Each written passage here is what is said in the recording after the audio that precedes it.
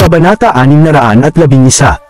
Sa susunod na araw, ang mga bagay tulad ng pagkalat ng nangyari ay bawal para sa pamilya. Kaagad pagkatapos na maipasa ang impormasyon, Leon Silva na nagsasagawa ng kanyang pagsasanay sa umaga ay nakakuha ng balita. Naligo siya ng maluwag. Pagkatapos ay nagbihis ng suit at dumating sa harap na pasukan. Ang isang karamihan ng tao ay masikip sa harap ng pasukan ng Silva Manor sa sandaling yun. Lahat ng pamilya ay nagpapakita ng mga mukha. Nakasing dilim ng gabi, lalo na ang mga matatanda. Halos himitayan sila sa sobrang galit. Ngunit ano ang nasa loob nito? Sino nga bang may alam tungkol dito? Sino ang nagpadala nito? Mayroon bang nakakaalam? Ang pinakamahalagang bahaging ito ay maraming taon, kahit na ang 4 na Yorks ay hindi binigkas ang Silvas na tulad nito dati. Saan nagmula si Tyson? Ano ang balak niyang gawin? Naghahanap ba siya ng kamatayan? Prince, ang mga security camera sa paligid namin ay nawasak lahat. Hindi kami sigurado kung sino ang nagpadala nito.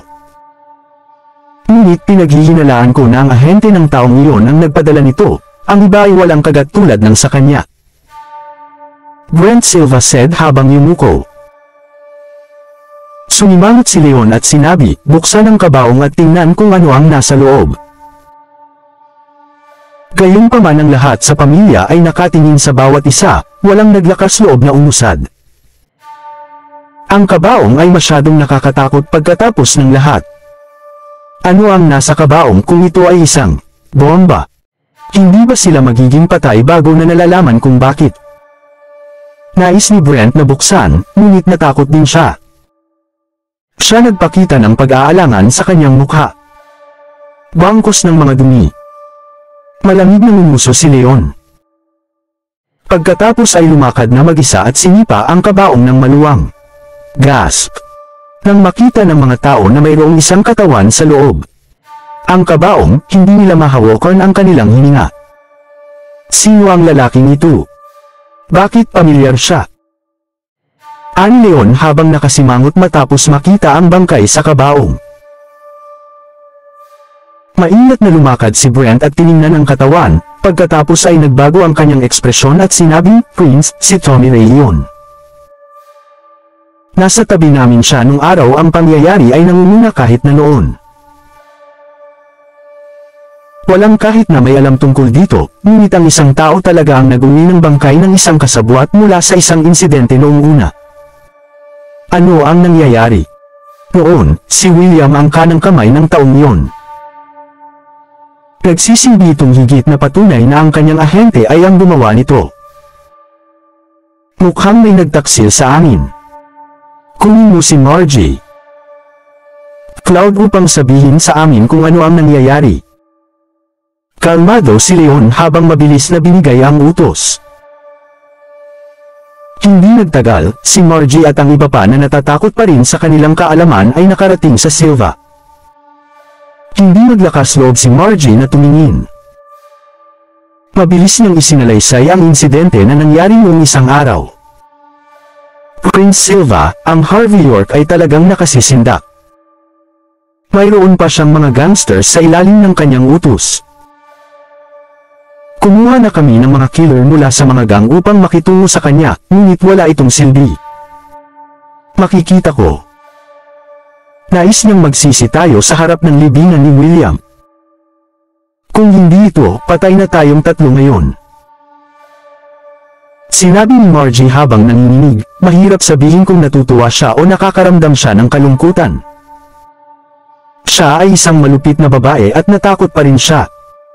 Iyon ay dahil magiging tuso lamang siya ng higit, ngunit talagang maglakas loob si Harvey. Maswerte kayong lahat, siya ay malamang na ahente para sa lalaking iyon. Ang kanyang katayuan ay pantay sa William noon. Mahinahon si Leon. Lalong lumakas si Margie at ang iba pa. Parang ang tao ay gumawa ng isang pagbabalik upang makuha ang kanyang paghihiganti para sa nakaraang mga insidente, Leon Silva sinabi mahinahon. Kung gayon ano ang dapat nating gawin? Prince talaga ang lalaking iyon na hinihila ang mga kwerdas, sa itaas siya. Si Margie Cloud ay walang tigil. Sa kabila ng hindi niya pagsasaksi sa mga skin noon. Ang naisip lamang niya ay nagdala ng napakalaking dami ng presyon sa Harvey. Kung hindi dahil sa 3 taon na ang nakakalipas. Lahat ay nagkakalat ng chismis tungkol sa lalaki na nagbubulot ng panloob na pagtatalo at siya ay alagaan ng mga Yorks. Kahit papaano ay tinipon niya ang resolusyon, hindi niya naisip na magtaksil kay William Bell. Si William ay isang ahente para sa lalaking iyon kung tutusin. Dumi. Kung paano marumi. Paano ito maaaring maging marumi sa pamilya? Lahat ng karangalan ng pamilya ay marangal. Tumingin si Brent Silva kay Margie na puno ng pagkasuklam. Pagkatapos ay lumakad siya patungo kay Leon habang nakayuko at sinabi, Prinsipe, kung hindi ako nagkakamali, gagawin ni Harvey York malamang na gumamit ng mga kalalakihan ng Old Niner, ngunit ang pinakamahusay na Old Niner. Ito ay magiging masayang maingay kung sa palagay niya ay maaaring makontrol tayo ng gang. Tuldok panipi, mayroon pa rin Tyson Woods doon. Pinaalalahanan siya ni Leon. Asterisk kahit na mayroong sa magagawa niya. Prince, mayroon kaming nangungunang gang boss sa lahat ng Buckwood. Mahinahon na sinabi ni Leon, ang nangungunang 3 sa lahat ng Buckwood dito, hayaan silang maghanda ang kanilang mga kalalakihan. Si Harvey ay naiprovoke sa amin, maaaring hindi ito mahaba hanggang sa talagang kailangan nating labanan. Narinig ito ni Margie at iba pa at sinira ang isang malawak na ngiti. Lalo na si Margie, gumagawa siya ng isang nakagugulat na ekspresyon at sinabi, Silva, ikaw lamang ang nararapat sa pamagat ng prinsipe. Harvey, ang ilang live-in son-in-law, ay maglakas loob na hilingin sa amin na magsisi. Pumunta sa impyerno. Sa gitna ng kanyang pagsasalita ay lumakad sa bulwagan at sinabing, Prinsipe may nagpadala ng isang pakete kasama ang isang liham. Pagtatanghal ito, sinabi ng tauhan sa kaguluhan. Ang isang telepono ay nasa loob ng package. Nang lumipat ito, ang footage na nakita ni Margie at ng iba pa ay nagsimulang maglaro kasama ang mga larawan ng mga kaugnay na ebidensya. Matapos basahin ang liham, nag-shock si Leon. Kanimbitahan kami ni Harvey na magkita sa libingan ni William, sa 3 araw. Sinabi pa niya na kung lumuhad tayo at magsisi, papayagan niya ang pamilya. Lahat ng Silvas ay sumabog na tumatawa matapos marinig ito. Tumawa din ng malakas si Brent. Inaasahan namin na magpakita din. Nangyari ang mga bagay kung paano ito nais. Prinsipe, ang 3 araw ay higit pa sa sapat para sa akin upang hawakan ito. Kapinangako ko na hawakan ko ng maayos ang mga bagay. Ipinangako kong turuan ng live-in na manugang na ito kung ano ang ibig sabihin kapag overestimates niya ang kanyang mga kakayahan. Puno ng tiwala si Brent, ang kanyang mapagmataas na mukha ay nagpapakita. Ang live-in na manugang na ito ay na-kick out sa pamilya Zimmer.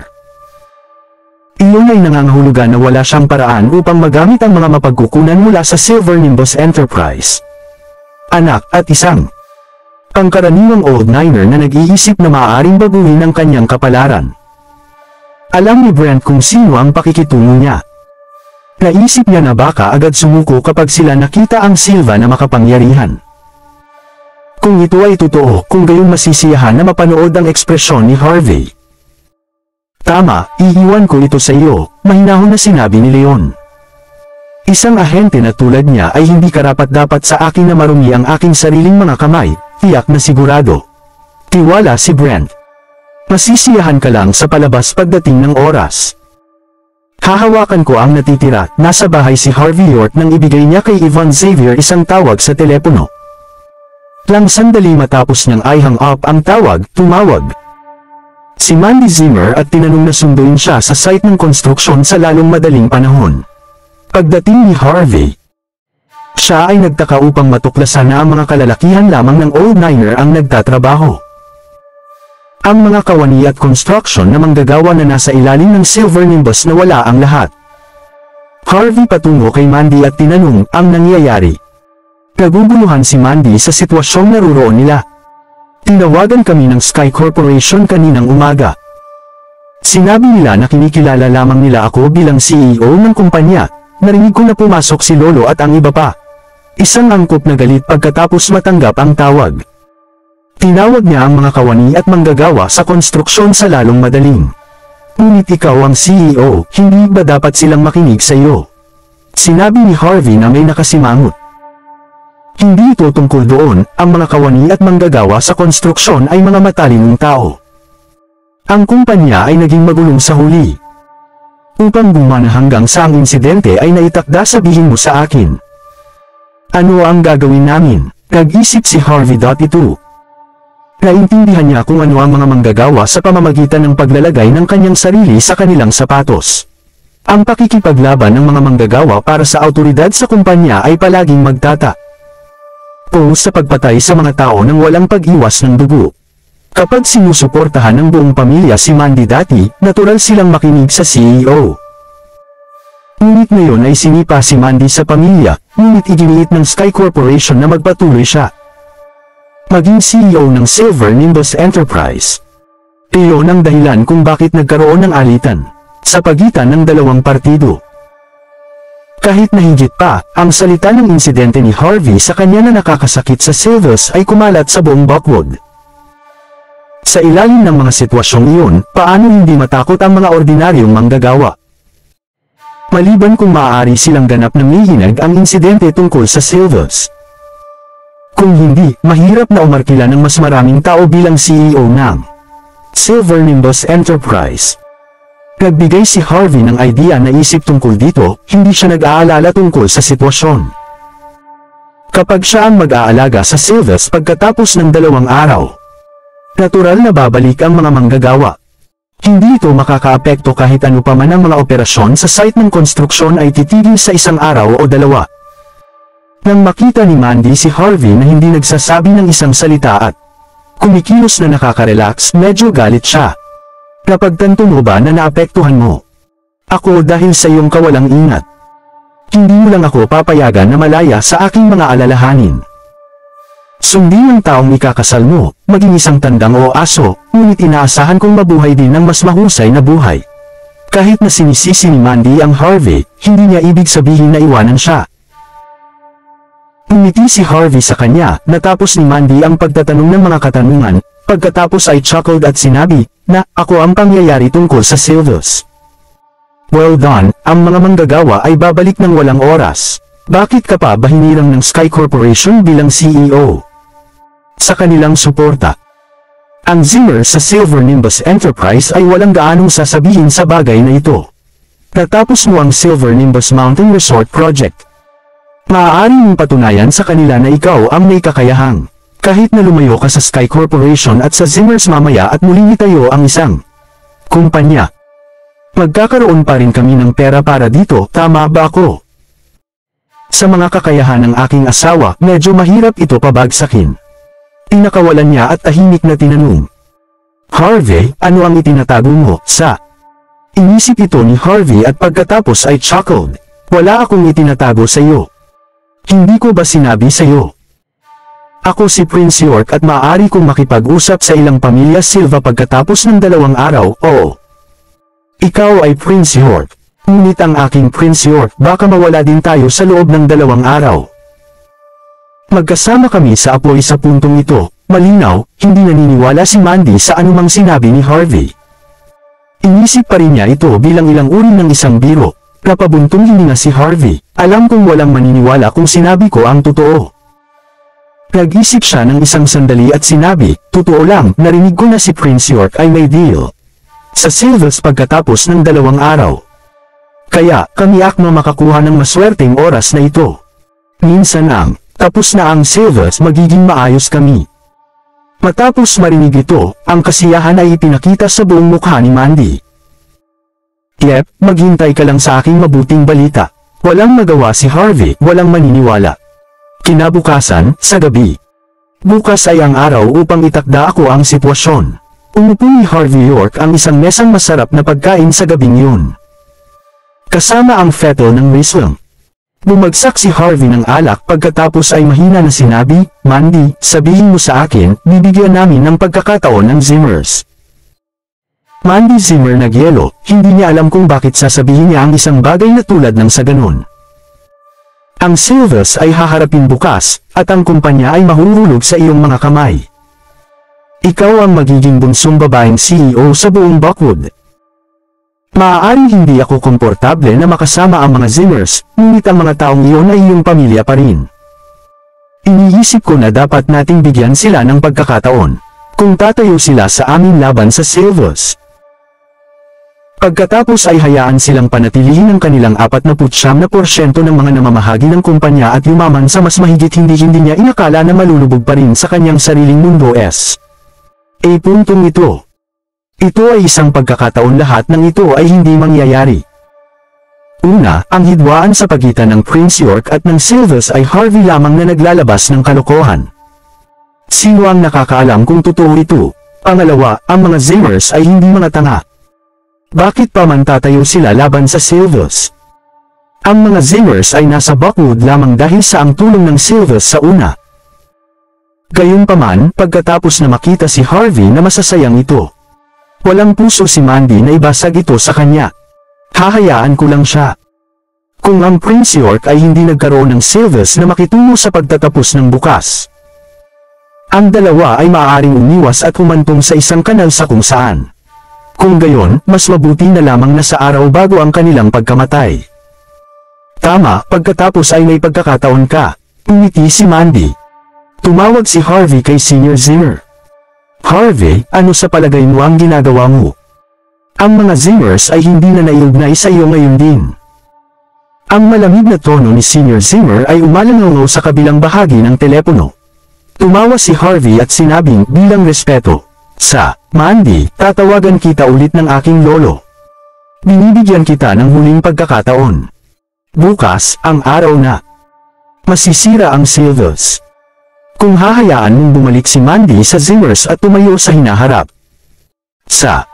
Batas tulad mo dati, screw ka. Di nagtagal, binaba na niya ang tawag.